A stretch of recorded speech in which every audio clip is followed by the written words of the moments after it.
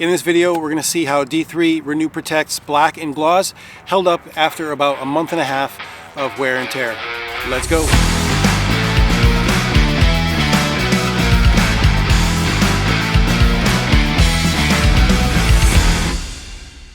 Hey everyone, and welcome back to Turner Mobile Detailing.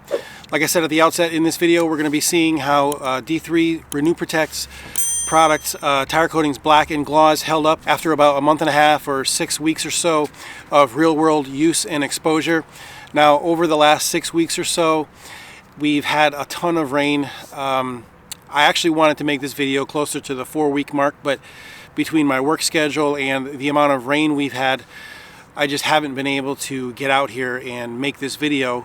But we're going to see how it looks like today, and I think it's pretty comparable after the 6-week mark to the 4-week mark, to be honest with you. So we're going to keep this video pretty short. Really, there's no need to make it any longer than it has to be. If you remember, we alternated the coatings, 2 coats each tire, each product. So I'm basically going to just give each wheel and tire a gentle cleaning. I'm going to be using some basic non-acid wheel and tire cleaner and a gentle soft wheel brush to clean both the wheel and the tire. Now, if you didn't know already, if you are cleaning a tire that has a tire coating on it, especially one that is still there and you want to maintain it, if you're just looking to do a touch-up, then you don't want to use anything too aggressive as far as cleaners or brushes. You don't want to strip the coating off. You want to just clean it. So you want to use just a gentle brush. So we want to see how much, if any, of the coating is still on the tires. And after we're done cleaning it, just want to make sure that what's there is there and hasn't been stripped off by the brush. So without further ado, let's get on with our cleaning process.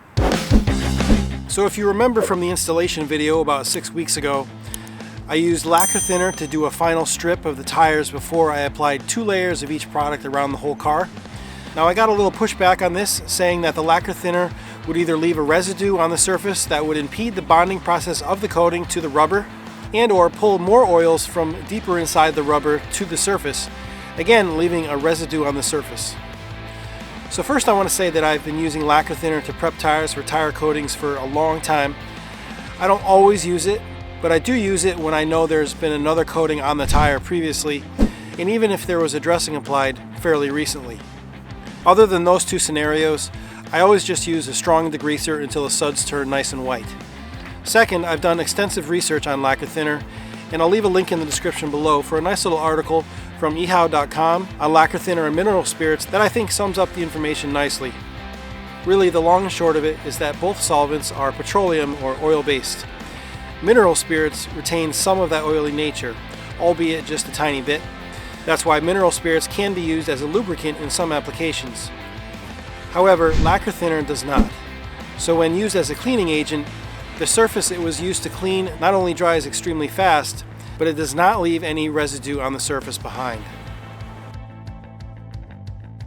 And as far as it pulling any excess oils to the surface, well, I clean the tire thoroughly before I even use the lacquer thinner. So any oils that remain are so deep inside the rubber that I don't think even the lacquer thinner is going to be able to pull them out. And like I said before, I've used lacquer thinner many times before applying a tire coating, and I've never ever had a problem with the coating not performing correctly. Now, if you've noticed, while scrubbing the tires, the suds have been relatively white, not the normal deep rich brown. This tells me that the coatings are still there. The rubber is sealed, and the oils and the anti-ozonites that are inside the rubber that normally come to the surface over time and collect on the surface and turn the tire that brown and dingy color over time are being suppressed from coming to the surface.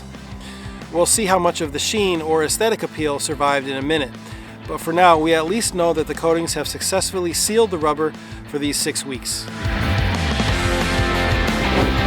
Okay, so now that we've cleaned all 4 tires thoroughly, they've been cleaned, rinsed, and dried. Now we can see what's left, if anything, of the Blak and Gloz coatings.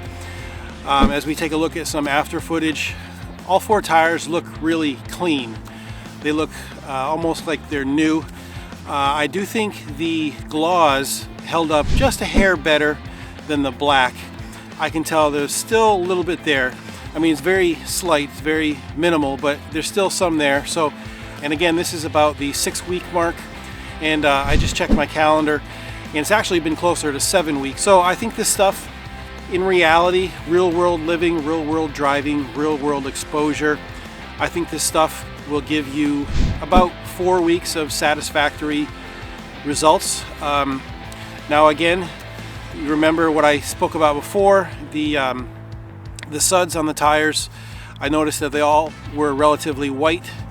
Again, even though I was only using a soft bristle brush, I still should have seen more browning in the suds if these were totally bare tires, but the suds were relatively white, so that tells me that all 4 tires, both coatings, Gloz and Blak, did a nice job on sealing the rubber, sealing the tire to prevent the browning, the anti-ozonites and the oils from the rubber from coming to the surface and turning the rubber brown, which is pretty unsightly. If you let a tire go for long enough, it turns fairly brown.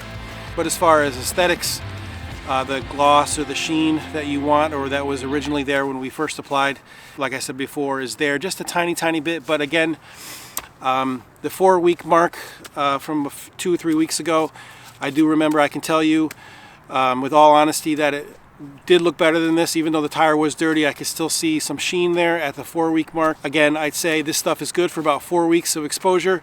Again, the Gloz outperformed the Blak. At the original application, I didn't really see that much difference between the Blak and the Gloz aesthetically.